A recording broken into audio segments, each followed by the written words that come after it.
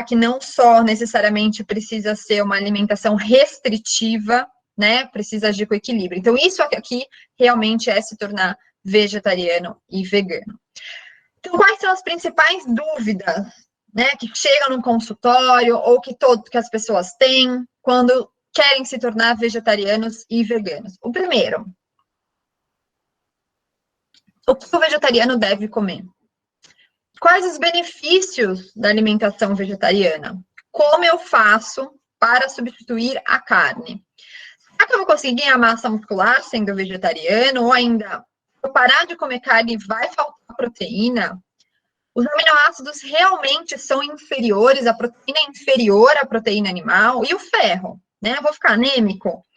Preciso mesmo suplementar a B12? Eu vou ter mais risco de osteoporose? E o cálcio, como é que fica nessa jogada? Vou conseguir engravidar sendo vegetariana? E aí, então, eu vou entrar nessas principais dúvidas com vocês agora, tá? Vou colocando tanto a parte teórica, como trazendo um pouco da parte clínica para vocês. Primeira questão, o que o vegetariano deve comer? Simples assim, comida, não muita, em sua maioria, ou seja, nós vamos trabalhar com grupos alimentares. Quem são os grupos alimentares que fazem parte da alimentação vegetariana? Os vegetais, né, verduras e legumes, frutas, leguminosas, cereais integrais, oleaginosas, sementes, ervas, especiarias e todas as combinações feitas entre elas. E por que eu falo em relação a grupo alimentar e não em nutriente específico? Porque na faculdade nós aprendemos muito o nutricionismo, né? Arroz, fonte de carboidrato, feijão, proteína, óleo, gordura. Frutas, legumes, verduras, tudo lá meio que vitamina, mineral, composto ativo, fibra. Então, a gente acaba olhando para o alimento como se ele fosse compartimentalizado, como se ele fosse fonte de um único nutriente. E nós sabemos que não é assim. Por isso que nós, na alimentação, na nutrição vegetariana, trabalhamos com grupos alimentares. Porque nós sabemos que os alimentos, eles são um pacote completo de nutrientes. E esses nutrientes interagem entre si. Um potencializa a ação do outro. Então, o arroz, né, como eu trouxe nessa foto aqui, ele não é só fonte de carboidrato. Ele é fonte de proteína, ele é fonte de gordura, ele é fonte de vitaminas, minerais, compostos ativos, fibras. Ele é fonte de tudo. Quase todos os nutrientes. Claro que tem alguns alimentos que têm maior quantidade de um nutriente ou outro, mas o que eu quero dizer para vocês é assim, quando nós vamos falar com os nossos pacientes, não dá mais para ficar no nutricionismo toda hora. Você vai comer um carbo, uma proteína e uma gordura aqui. Não dá para a gente fazer isso na alimentação vegetariana, porque senão a gente pode acabar, não só na alimentação vegetariana, tá? Na nutrição vegetariana, mas a gente pode acabar gerando fobias alimentares nesses pacientes. Vocês concordam? Quando a gente fala assim, não come carbo, aí a pessoa vai endoida, vai falar assim, não posso comer carbo engorda, né? Não é assim, gente? Quando a gente fala em grupo, a gente fala assim, vamos comer o grupo dos cereais? Vamos colocar cereais e colocar leguminosas para ter uma complementaridade proteica, por exemplo? Tudo muda. A visão do paciente muda quando você leva para ele esses grupos. Não estou falando que você não precisa ensinar, educação nutricional. Você precisa falar dos nutrientes e onde encontrar dentro da alimentação vegetariana. Porém, ele também precisa saber que quando você come um feijão, você não está comendo só proteína, você está comendo carboidrato também. Se não pensa um vegetariano que fala, eu não quero fazer uma dieta cetogênica ou low carb, né? Eu não quero carbo, não quero de jeito nenhum na minha alimentação. Vai ser difícil para o vegetariano e o vegano, vocês concordam? Porque a maioria dos alimentos de origem vegetal tem carboidrato. A principal fonte de proteína, que eu já vou falar delas com vocês, são as leguminosas, e elas têm bastante carboidrato. Então, vamos trabalhar com grupos alimentares, tá? Aqui eu trouxe para vocês a pirâmide, Whole Food Plant-Based Diet, aqui sugestões de porções para serem trabalhadas durante a consulta e no dia a dia. Então, a base sempre vai ser legumes e verduras, depois os cereais integrais, os tubérculos sempre como forma opcional, daí as leguminosas, sementes e as gorduras lá em si. O prato vegetariano, esse prato aqui foi formulado pela Brenda Davis, que é uma nutricionista vegana canadense maravilhosa. Eu já tive a oportunidade de ver uma palestra dela. Ela tem vários livros, depois eu vou deixar no final para vocês. Mas o prato vegetariano, então, aqui eles colocam frutas dentro. Não necessariamente elas precisam estar dentro do prato, pode estar como sobremesa, por exemplo. Mas metade sendo os vegetais. Aí, proteína vegetal, né? Todas as leguminosas, então, o grupo das leguminosas, podendo sempre escolher aqueles que são mais ricos em cálcio, sementes e castanhas e os cereais, os grãos, né? Lembrando que ninguém se sustenta só de salada, e para vegetarianos, tem aqui ainda uma observação, porque pode colocar ovos e queijos neste prato também. Mas será que a alimentação vegetariana e vegana realmente é saudável? Por isso que é mais importante do que saber o que é alimentação vegetariana, o que é alimentação vegana, é focar na alimentação à base de plantas, a Whole Food Plant-Based Diet. Por quê? Porque ela diz de qualidade.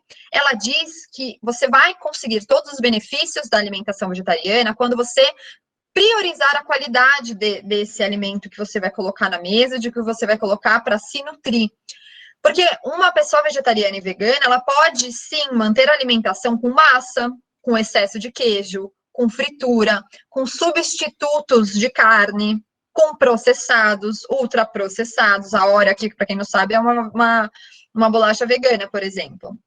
Então, isso é saudável? Não. Então, a gente precisa orientar nosso paciente a ter uma alimentação o mais rica, o mais densamente nutritiva possível. Tá? Quais são os benefícios já comprovados pela ciência? Esse artigo aqui, depois, se vocês quiserem, eu posso mandar para vocês um artigo que traz, que é uma revisão super bacana, que é um norte para quem quiser começar já a estudar mais sobre isso, para atender esses pacientes. Benefícios, então, vai desde redução de mortalidade por todas as causas, até diminuição de risco para a maioria das doenças crônicas não transmissíveis, como obesidade, câncer, diabetes. Até hoje, a Whole Food Plant-Based Diet foi o único padrão alimentar capaz de reverter a aterosclerose. Tem um estudo que demorou 4 meses, então a pessoa fez 4 meses de plant-based, mas vegana, tá? Pensando em isenção de alimentos, de produtos e alimentos de origem animal. E aí a placa aterosclerótica de 99% de comprometimento foi para 60%, 50%. Isso já é muito avanço. E foi a única até hoje. Não foi DASH, não foi dieta do Mediterrâneo, não foi nenhuma dessas. Foi a plant-based. Diminuição de risco de infecções por conta da melhora do sistema imunológico, não só por conta do intestino, mas todos os outros gatilhos que esse padrão alimentar e esses componentes que compõem a alimentação plant-based, diminuição de risco de incidência de asma e bronquite, diminuição de risco de depressão, suicida e ansiedade, porque nós sabemos que tem um link bastante forte e importante, cada vez mais estudado, de intestino-cérebro. E redução de necessidade de medicamentos, principalmente em doenças metabólicas. E por que acontece isso? Porque a alimentação vegetariana, ela tem muito mais fatores protetores do que fatores patogênicos. Então, nós temos, como eu disse a vocês, um pacote de fibras, um pacote de fitoquímicos antioxidantes, compostos anti-inflamatórios, todos os pré-probióticos e os macro e micronutrientes que vão estar agindo de maneira bem sinérgica dentro desse alimento. Por outro lado, a alimentação ocidentalizada, é claro que aqui eu coloquei 2 extremos, mas nós sabemos que os pacientes que chegam no consultório, ou ainda a nossa população, principalmente quando quer praticidade ou um comfort food, ainda mais nesse momento de pandemia, cai nesses tipos de alimentos. E o que acontece aqui? Excesso de gordura saturada, excesso de colesterol, excesso de sódio, de carboidratos refinados, contaminantes químicos, aqui produtos de glicação avançada, esse crocantezinho aqui, ó, nestes alimentos, já tem vários estudos que eles são potencialmente carcinogênicos. Excesso de carne, gente, não é só por conta de gordura saturada que traz malefícios à saúde, é porque o ferro em excesso pode ser um pró-oxidante, tá?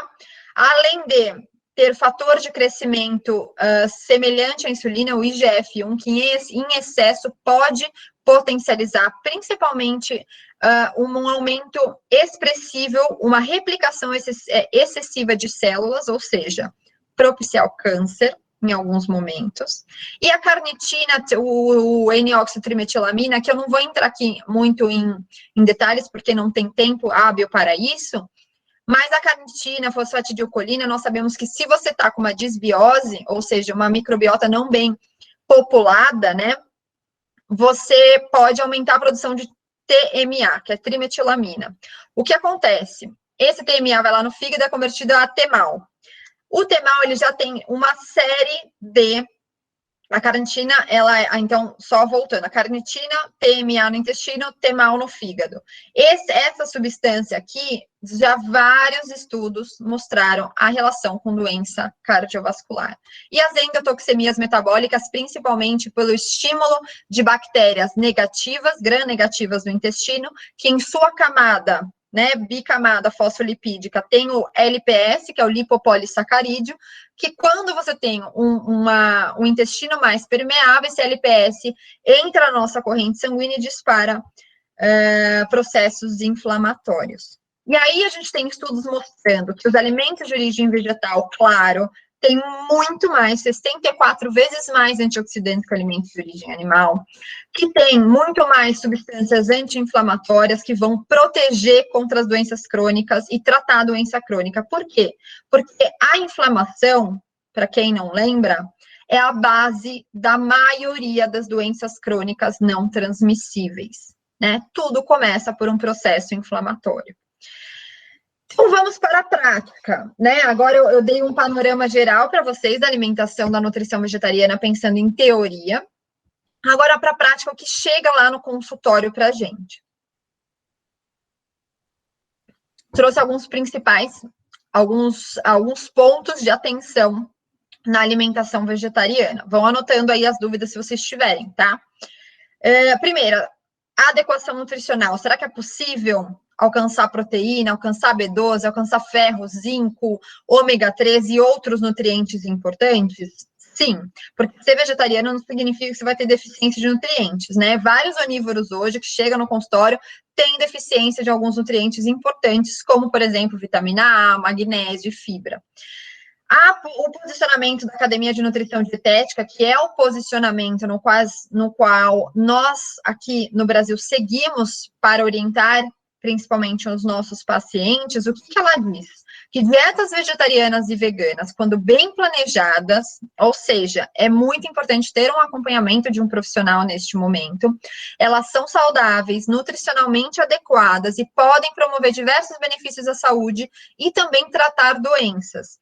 E elas são apropriadas em todas as fases da vida, gente. Anotem isso, todas as fases da vida, incluindo o período gestacional, incluindo lactação, infância, adolescência, adulto, idoso e atleta. Mas precisa ser bem orientada. E ainda são opções ambientalmente sustentáveis. Eu peguei aqui só, na verdade, 5 diretrizes ao redor do mundo que já estão colocando, né, nestes guias alimentares a questão da alimentação baseada em vegetais. Então, a Bélgica, por exemplo, ela coloca lá, faça preparações utilizando alimentos vegetais e diminua o consumo de alimentos de origem animal. Reino Unido, coma mais feijões. Holanda, não coma mais que 2 porções de carne por semana. Suécia, não mais de 500 gramas de carne por semana, e o Brasil, nosso último guia maravilhoso, falando para fazer da base da alimentação alimentos in natura, tá? Ponto 2. A falta de familiaridade e hábito com esses alimentos de origem vegetal e a questão da monotonia alimentar que muitas pessoas, quando começam a alimentação vegetariana, começam a ter. Por quê? Porque só fica na saladinha de alface, tomate, como eu falei, básica, ou só fica no feijão, né? Ou ainda, não sabe o que fazer com aqueles legumes, então só faz legumes refogados.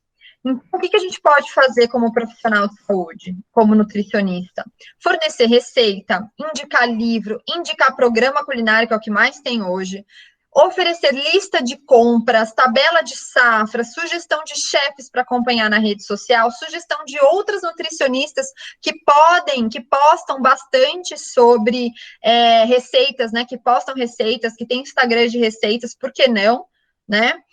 Então, precisa orientar o paciente a se aventurar na cozinha. Lembrando que ninguém precisa ser o MasterChef para criar prato colorido, tá vendo? Isso aqui é um bowl, gente. É só colocar as refeições dentro de um bowlzinho, fica tudo mais bonito quando, na minha visão, fica tudo mais lindo quando você coloca dentro de um bowl, né? Porque comida precisa ter sabor, precisa ser atraente, então precisa usar ervas e temperos. Eu mando para os meus pacientes um guia de ervas e temperos, por exemplo, para eles se aventurarem mesmo na cozinha, opções de livros de receitas, enfim. Essa aqui é uma lista de compras da Menina Viva que eu uso no consultório, tem para vender na internet, e aí, ao longo das minhas consultas, eu vou falando assim, na primeira consulta, a gente tica aqui de uma cor. Você comprou essa semana alface, couve manteiga e ervilha. Aí tá, e na outra semana a gente troca para uma cor roxa.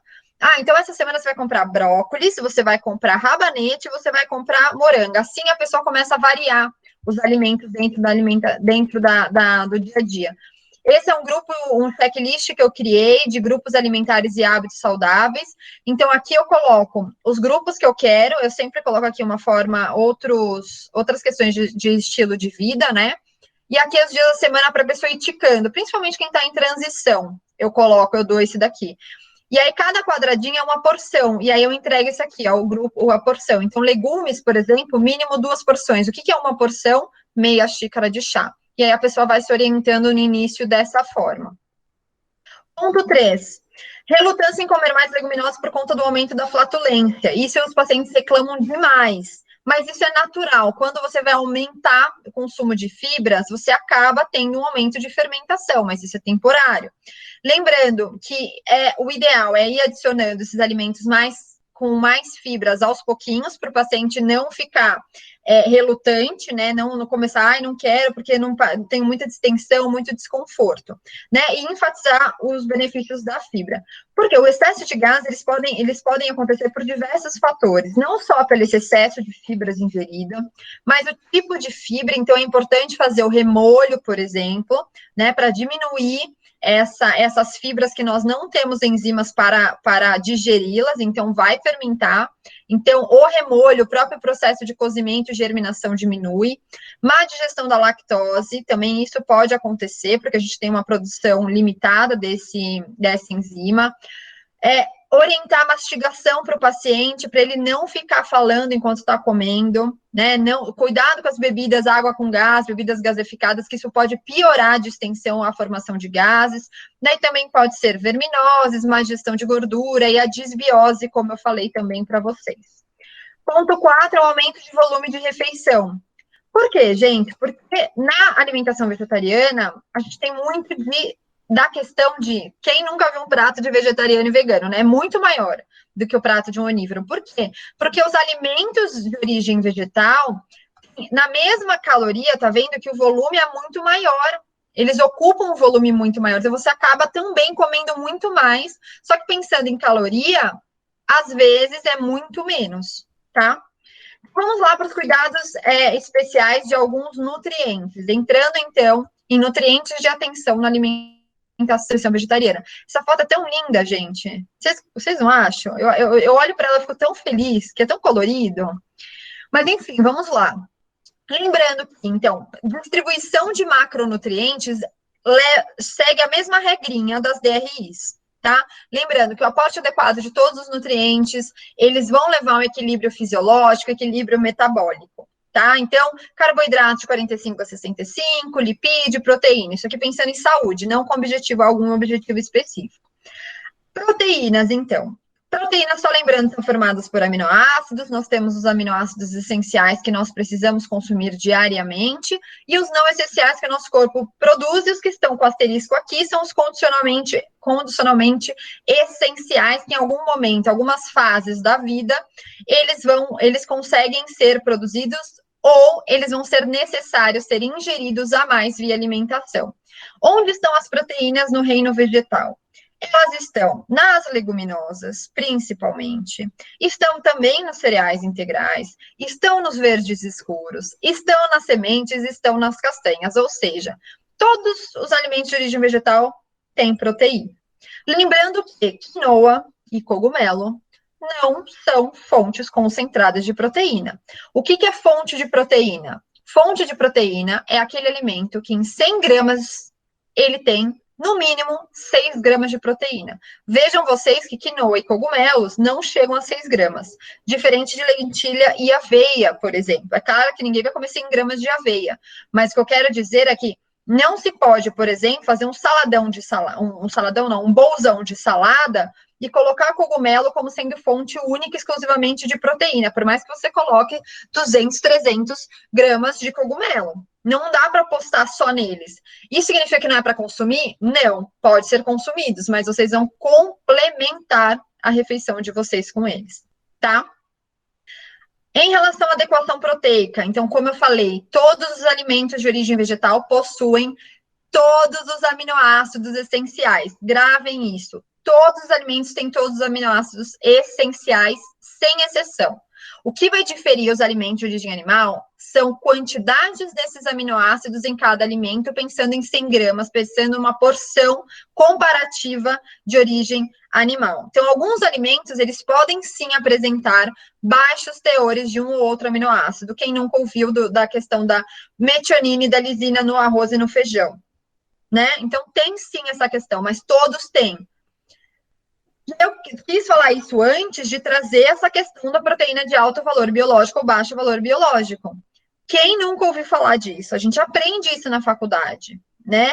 Mas eu quero trazer para vocês que quem usa esse tipo de terminologia está um pouco desatualizada da ciência. Um pouco não, eu diria bastante desatualizada da ciência. Porque está falando que proteínas vegetais são menos boas, tem menor qualidade do que proteínas de origem animal. Isso não é verdade.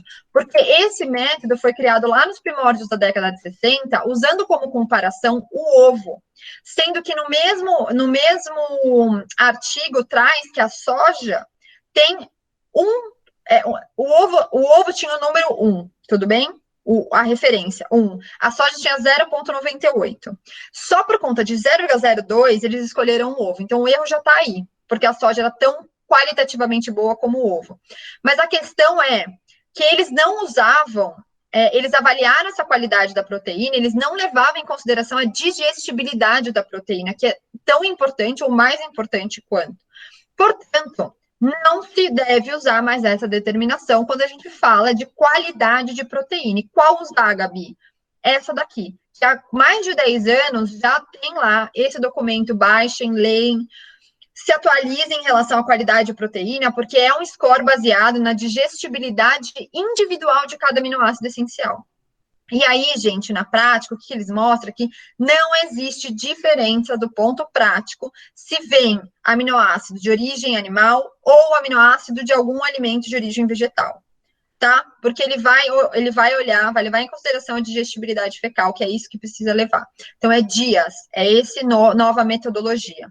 Tá? Ou seja, os aminoácidos, então, eles não precisam ser consumidos na mesma refeição, o importante é consumi-los ao longo do dia, combinando diferentes grupos alimentares.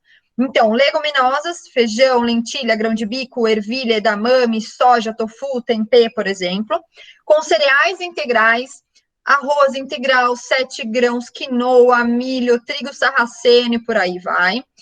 Mais as verduras e legumes, sementes e castanhas. Esse é o prato maravilhoso, como eu já tinha mostrado lá para vocês. A dieta vegetariana fornece proteínas e aminoácidos em quantidade e qualidade adequada para atingir necessidade individual e é segura e fácil atingir essa recomendação. Trouxe para vocês, a nível de curiosidade, ó, como que fica o cardápio quando você substitui ovo e queijo por lentilha e arroz integral. Olha aqui a diferença calórica do prato, diferença de carboidrato. Tem mais carboidrato? Tem. Mas aonde que tá? É que eu não coloquei aqui a fileirinha de fibras. É fibra, né? Olha a lentilha, tudo isso aqui é riquíssimo em fibra. Então, carboidrato disponível mesmo vai ser quase igual. Proteína, tá vendo que é bem parecida e gordura muito menor no almoço vegano, por exemplo, tá? Suplemento proteico é necessário na alimentação vegetariana? Não, não é fundamental. A base é o alimento. Mas quando que a gente pode pensar em suplemento proteico? Para suprir demanda aumentada em aminoácido, por exemplo, no esporte, em algumas doenças crônicas também. para ser um complemento alimentar, então, eu não estou conseguindo consumir essa quantidade no almoço de lentilha, Gabi, então tá, então vamos colocar como sobremesa um creminho proteico, por exemplo, ou você bate antes do seu treino, por exemplo, um suplemento proteico para chegar na quantidade que você precisa. Para quem quer praticidade, então à tarde, na loucura, né, quer alguma coisa muito prática, quer bater lá no liquidificador e tomar.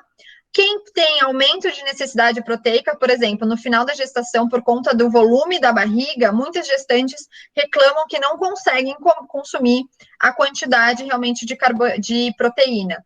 Então, o que a gente faz? Suplementa, sem problema algum. Então, o uso, lembrando, é opcional. E a qualidade desses suplementos é igual à proteína animal? É igual ao whey protein, por exemplo? Os estudos mostram que sim, que dá na mesma o whey protein ou proteína vegetal quando a gente pensa em ganho de massa muscular e performance.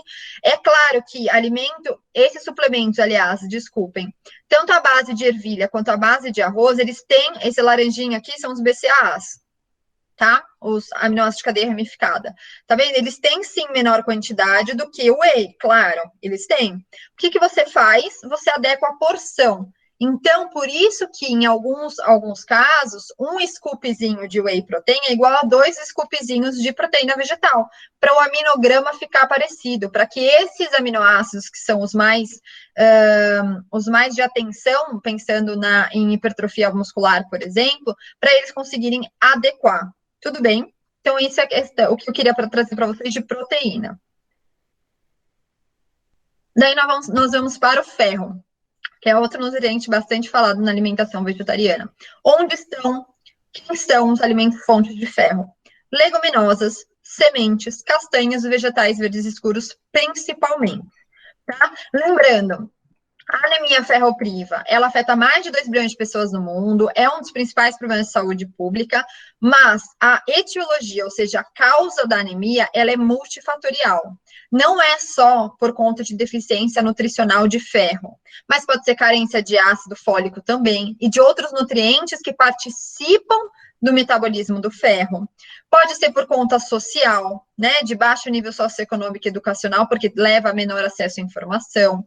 Pode ser por conta de H. pylori, hemorragias diversas, alto fluxo de menstruação, longos períodos, múltiplas gestações, uso de medicamentos, por exemplo, os omeprazóis da vida. Quem faz uso crônico de omeprazol quase sempre vai ter uma má absorção de ferro e de B12. Então, precisa tomar cuidado com esses usos sem orientação de alguns medicamentos. Mostrando aqui para vocês, então, participação no desenvolvimento da anemia, como não é só ferro.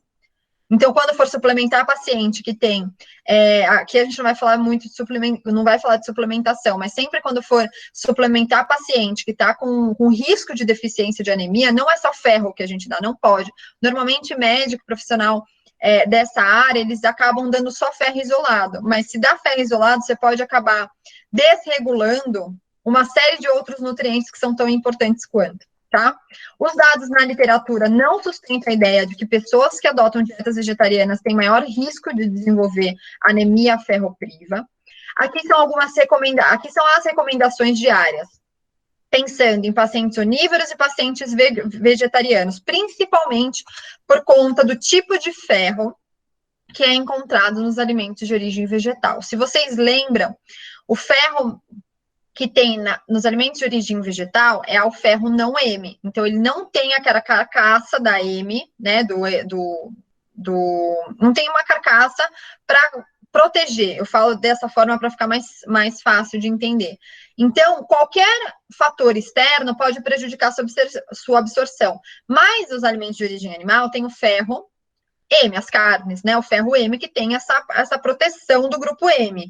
Então, é mais facilmente absorvido. Lembrando que ferro não tem só grupo M, tá? Tem ferro não M dentro das carnes também.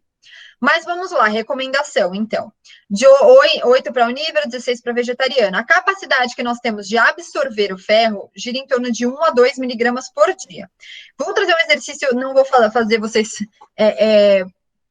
calcularem, mas eu quero mostrar para vocês essa relação. Essa aqui é uma tabelinha de teor de ferro em 100 gramas de alimento de origem animal. Lembrando que a biodisponibilidade média é de 14% a 18% e alimentos de origem vegetal de 5% a 12%. Fazendo uma conta rápida aqui, já com o resultado para vocês, pensando na maior biodisponibilidade, 18%, nós temos 0,34 de um alimento que tem 1,9 de ferro, 0,34 realmente absorvido. E aqui, num alimento que tem 8 miligramas, por exemplo, como feijão, 12% na máxima biodisponibilidade, 0,96. Então, aqui a gente já vê que alimentos de origem vegetal são mais, o ferro é mais, pode ser potencialmente mais bem absorvidos. Uma reflexão, usando o mínimo de absorção, o máximo de absorção que a gente consegue de ferro, pensando naquela quantidade que a gente fez a conta aqui, né, de 0,34 absorvido, nós, olhando aqui, o que a gente vê? Que uma porção de 100 gramas de carne, ela vai oferecer no máximo 34% de ferro que vai ser absorvido. E o restante, de 66% a 83% do ferro, precisa vir de origem vegetal. Por quê? Esse aqui eu coloquei 100 gramas, eu sei que muita gente consome muito mais que isso, mas esse é o recomendado pela Organização Mundial da Saúde. E como que a gente faz para melhorar a absorção, né, a biodisponibilidade do ferro? Incluindo fontes de ácido ascórbico, 75 miligramas, ou seja, um kiwi, né, quase um kiwi, já consegue aumentar de 3 a 4 vezes a absorção desse ferro na alimentação. Outros fatores, a vitamina A e beta-caroteno, então ralar uma cenourinha na hora consegue, né, já vai melhorar a absorção desse ferro. Os frutóligos sacarídeos, porque eles, além de fermentar e diminuir pH, eles também neutralizam o efeito do ácido fítico, que é um ácido, um fator antinutricional que pode quelar com o ferro e diminuir sua absorção, e os próprios baixos estoques de ferro por feedback aumenta a demanda, então aumenta a sua absorção. O que diminui a biodisponibilidade? O que vai inibir ou diminuir a absorção do ferro? Cálcio, caseíno, fosfolipeptídeo, que está presente no ovo lácteos. Baixa acidez gástrica, como eu falei, por conta da idade, o uso de omeprazol ou outros inibidores de bomba de próton. O próprio ácido fítico é um fator antinutricional e alguns polióis. O cafezinho do pós-almoço também pode prejudicar a absorção não só de cálcio, mas também de ferro. O que a gente precisa fazer? Remolho das leguminosas, sempre orientar o remolho adequado. Fermentação, né? O processo de fermentação já diminui esses fatores antinutricionais. Germinação e acrescentar fontes de vitamina C. Aqui só um esqueminha para vocês verem como é fácil chegar nos 33 ao longo do dia.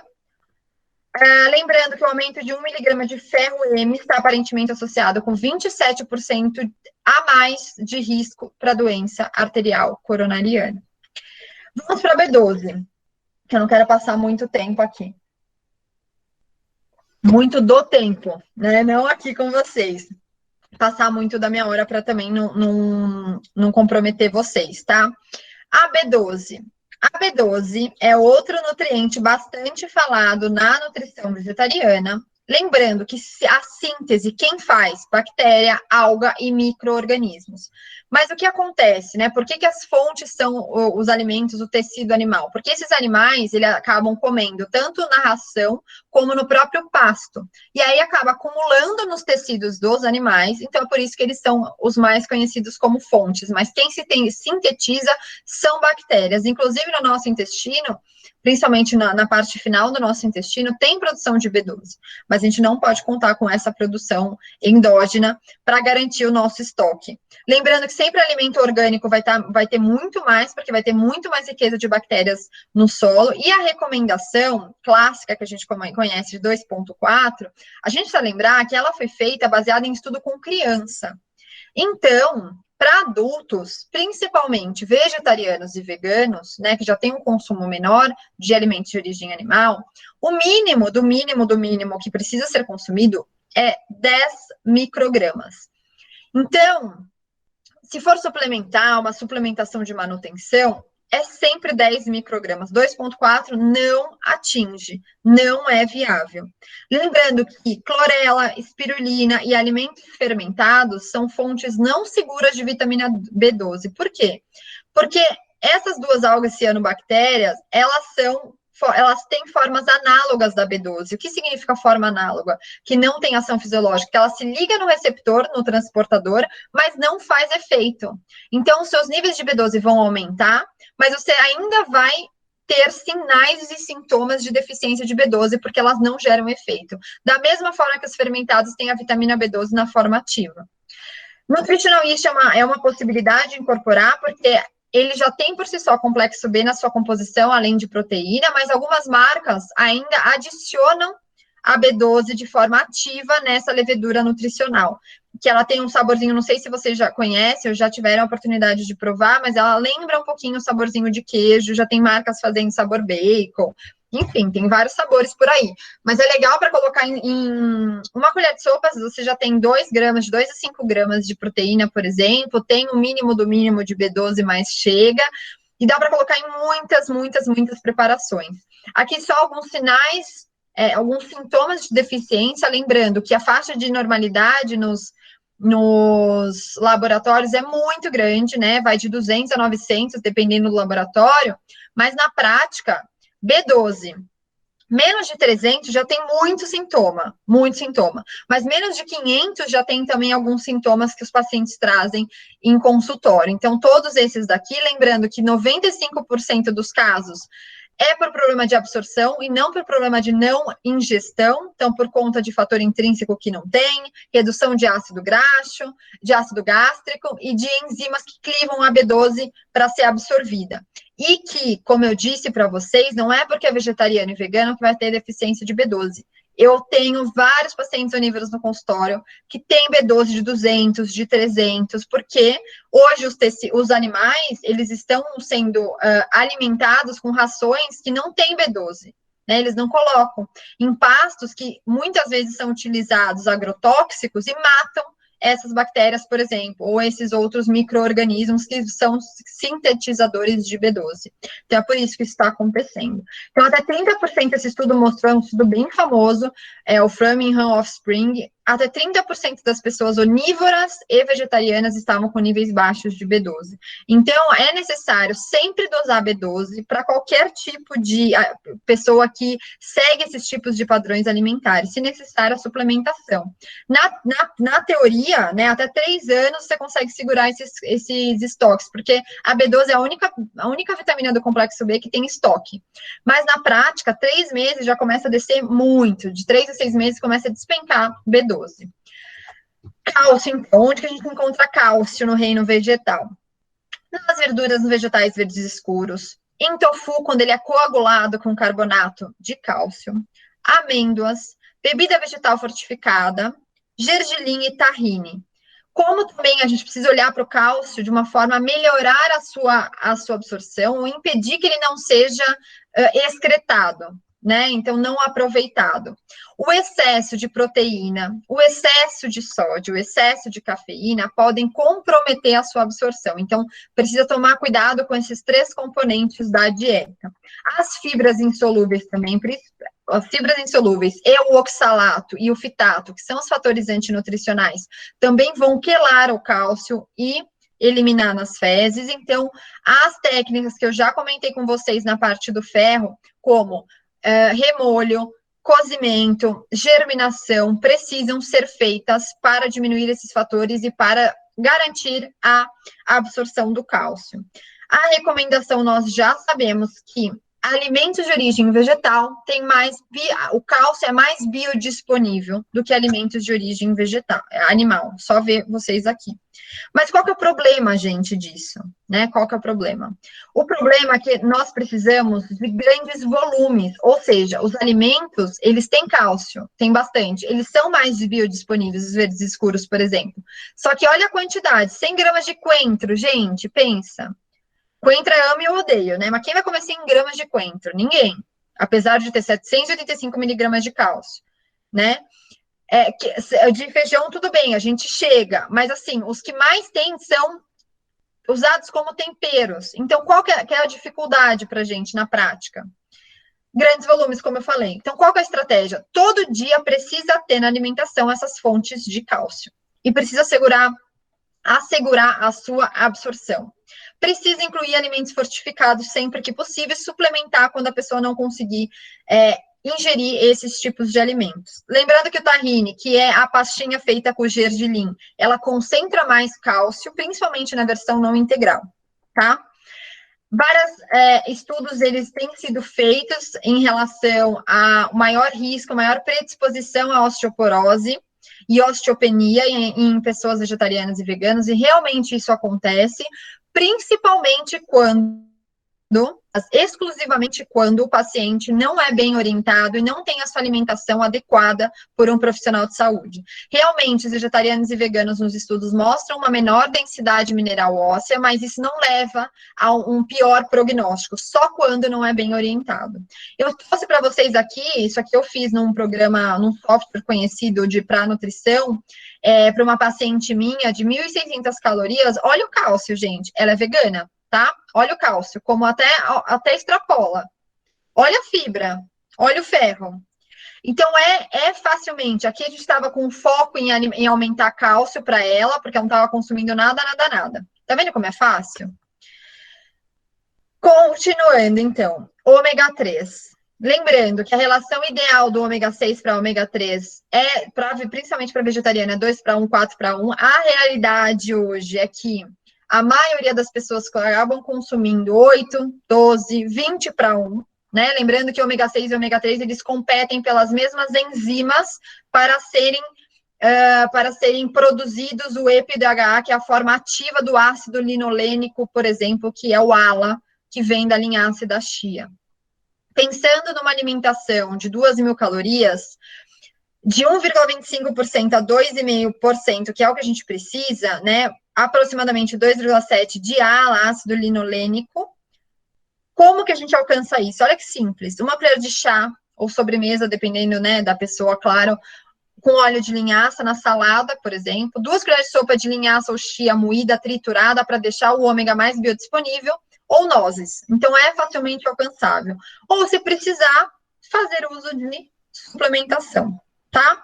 Como faz para aumentar essa ingestão e ter esse equilíbrio na conversão de ALA em EPA-DHA? Evitar o uso de óleos ricos em ômega 6, concentrados, evitar usar óleo com alto teor de gorduras monoinsaturadas, como azeite de oliva, por exemplo, ou mesmo azeite de abacate, óleo de abacate, desculpa, e consumir essas fontes de alimentos ricos em ômega 3.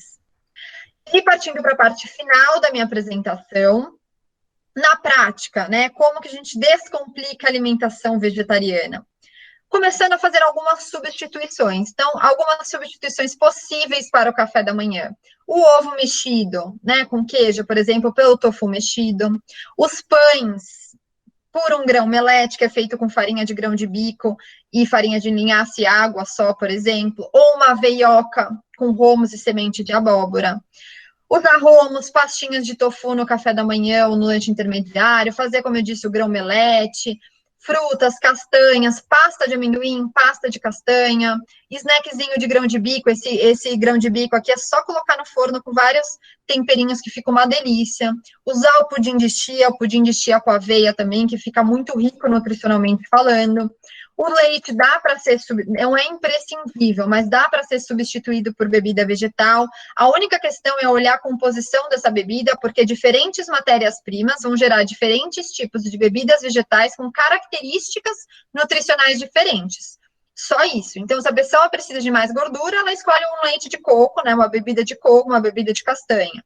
Se precisa de mais proteína, vai para bebida de soja e por aí vai, tá? Fazer em conta é importante da base da alimentação, os alimentos de origem vegetal, alimentos in natura, atenção ao grau de processamento dos alimentos, o mais integral possível, sempre, porque o alimento íntegro, ele vai carregar consigo, além dos principais macronutrientes, vitaminas, minerais e os fitoquímicos, são tão importantes pensando em longevidade e em saúde.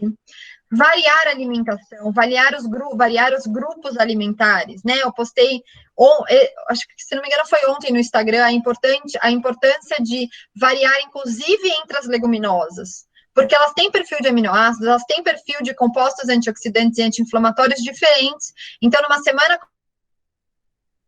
come feijão, num dia come feijão, outro dia come a lentilha, no outro dia o grão de bico, né? Quem não consegue fazer 3 opções ao longo da semana, vai mudando durante semanas. É importante isso, né?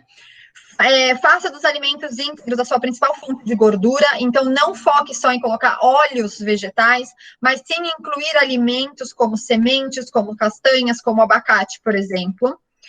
Garanta seu aporte de micronutrientes todos os dias, então não adianta só ficar, como eu já falei para vocês algumas vezes, pensando só em proteína, gordura e carboidrato, não, precisa olhar nesses pontos principais, esses nutrientes de atenção que eu comentei com vocês.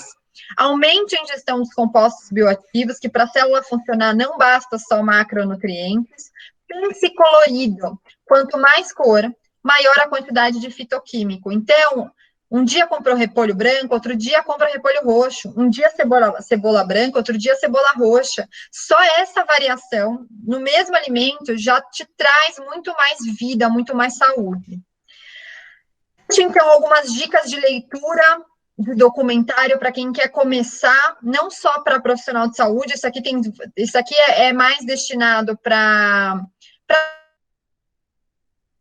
todo mundo que é leigo, né? Na verdade, aqui não é nada para profissional de saúde, são todos com leitura muito simples, tem todos com referências bibliográficas. Esse daqui das Zonas Azuis, para quem não sabe, as Zonas Azuis são 5 regiões do mundo onde tem a população mais longeva, e a base da alimentação são alimentos de origem vegetal. Então, assim, é muito legal ver. Esses documentários são, sim, sensacionalistas, precisa ter uma análise crítica, não dá para sair aplicando ou falando tudo que eles falam, porque precisa olhar a referência, mas eles trazem muitas verdades e eles trazem formas muito simples que até ajudam para falar com o paciente, por exemplo. Então, vale a pena ver para quem ainda não viu. Sites para vocês entrarem, para conhecerem mais sobre alimentação plant-based, alimentação vegetariana. Então, da Brenda Davis, que é a nutricionista que comentei com vocês. Aqui o Colin Campbell, que é um nome muito, muito, muito forte na alimentação plant-based. Na Cornell University tem um curso para você ter o certificado plant-based. Esse site também do Dr. Ornish, que fala bastante sobre o assunto, e o site da Sociedade Vegetariana Brasileira, quem ainda não se filiou e quer se filiar, lá tem muito artigo, muita publicação, é bem legal também. Outras sugestões de leituras, pensando em nutrição vegetariana, pensando em sustentabilidade, esse aqui, Comendo o Planeta, tem para vocês baixarem, quase todos, aliás, todos têm para baixarem gratuito na internet, tá? Para olhar um pouquinho mais sobre a sustentabilidade. Esse daqui, gente, para mim, é o que vocês têm para hoje que baixar, que ler, tem em português, é um documento fantástico, muito rico, dietas sustentáveis a partir de sistemas alimentares sustentáveis. É maravilhoso, que foi produzido pelo Lancet. Muito bom, tá? Baixe esse documento. E aí, como mensagem final para vocês, lembrar que a alimentação natural e saudável é uma forma de autocuidado, cozinhar é uma forma de autocuidado. Nós precisamos saber que nós temos que aprender, fazer o nosso paciente aprender a gostar, se ainda não gosta, daquilo que vai fazer bem. E o seu corpo e mente e planeta vão agradecer. Mas lembrar, acima de tudo, gente, que essa frase aqui do Carl Jung, que eu amo, que é: conheça todas as teorias, domine todas as técnicas, mas ao tocar uma alma humana, seja apenas outra alma humana. Então, a gente precisa ter respeito dentro do consultório, empatia, e lembrar que aquela pessoa que está na nossa frente não é só um corpinho, uma fisiologia que a gente aprendeu bonitinho mecanicamente, de uma forma mecanicista, mas que ela também tem todos os aspectos biopsicossociais, mente, espírito, alma e tudo isso, tá? Queria agradecer, estes são os meus contatos, para quem quiser depois falar comigo, uma outra dúvida, pedir algum artigo que eu usei em aula também, é só me mandar ou por e-mail ou por direct no Instagram, fiquem super à vontade.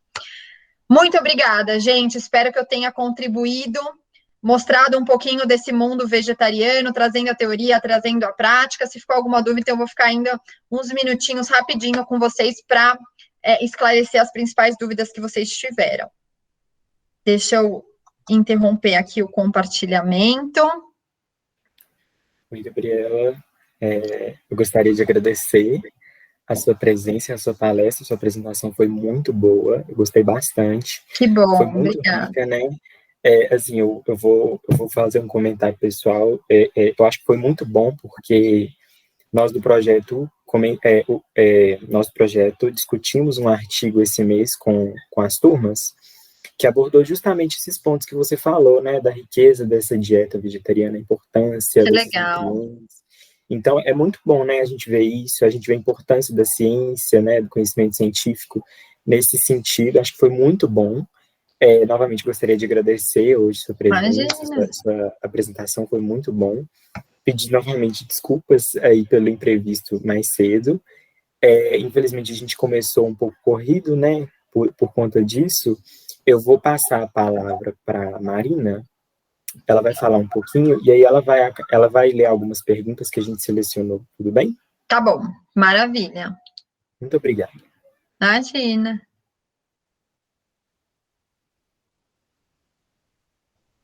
Marina, Marina, o seu microfone tá bloqueado. Estava desligado.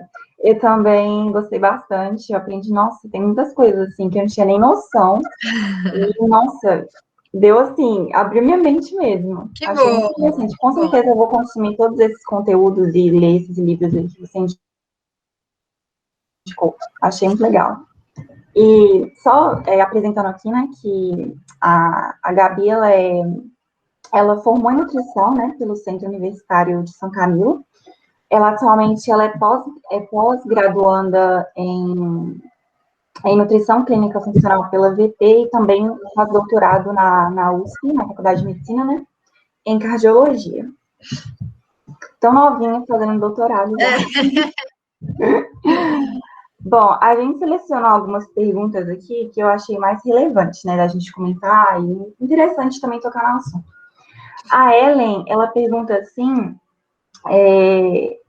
ela quer saber o que você indicaria, né, para quem é vegetariano, tem essa dieta vegetariana e come muito pouco, e como que a gente pode repor nutrientes de forma equilibrada e saudável nessas pessoas que têm esse estilo de alimentação. Então, quem come pouco, na verdade, o volume, né? Pensando em volume, primeiro, tem duas formas. A primeira é começar a gente fala de. Agora eu tô me faltando a palavra, peraí. A gente fala de trabalhar como você fazer, como se fosse um teste intestinal, gastrointestinal. Então, você vai aumentando aos pouquinhos. Tem protocolos que você pode usar semanalmente para aumentar um pouquinho de quantidade. E aí você faz esses testes gastrointestinais para conseguir aumentar. Se mesmo assim não conseguir aumentar a ingestão desses alimentos que são necessários dentro da alimentação vegetariana, daí a gente parte para a suplementação de algum nutriente específico. Assim como, como adequar esses principais nutrientes? Primeira coisa, nós somos nutricionistas, então nós precisamos trabalhar com alimento. Tentou alimento, então o alimento não conseguir pelo volume, não conseguir por acesso, não conseguir por qualquer outro motivo, daí a gente pensa na suplementação, para fazer essa adequação nutricional de acordo com o objetivo de cada um. Não sei se eu respondi, Ellen. Acho que respondeu sim. Tá bom. Obrigada, viu, Gabi? Imagina, querida. Tem mais uma perguntinha aqui também. Que são muitas, tá? Mas, deixa eu ver aqui. Teve muita interação no chat durante a sua apresentação. Da Ellen também. O que você acha do consumo de leites vegetais de oleaginosa todos os dias? Gostaria de saber sobre o leite de castanha. Então, consumo de leguminosa, de oleaginosa, leite vegetal de oleaginosa, o que eu sempre indico para os meus pacientes, variar o tipo de leite. Então, comprar pelo menos 2 se for usar o leite vegetal, então consumir pelo menos 2 tipos, um de castanha, por exemplo, e um de amendoim, um de castanha e um de soja. É importante variar, é importante não se expor, principalmente a oleaginosas todos os dias, porque o que a gente está vendo no consultório, pelo menos o que eu estou vendo, é muita gente começando a ficar com alergia a essas oleaginosas por conta do excesso de consumo delas. Então, dá sim para colocar na alimentação todos os dias essas bebidas vegetais. Eu sempre sou a favor da industrializada, não da caseira. Eu sei que isso gera um pouco de polêmica, mas eu prefiro por questões principalmente higiênico-sanitárias e por nós sabermos o que está lá dentro. A quantidade, o que eu estou falando, o que está lá dentro, a quantidade de micronutrientes e macronutrientes que está lá. Porque em casa a gente não sabe quanto que tem de selênio na castanha do Pará que a gente está usando, quanto que tem de ferro, quanto que tem de cálcio, por exemplo. Tá? O de castanha, como você perguntou, ele pode ser incluído, assim como outros, só que é isso, precisa variar.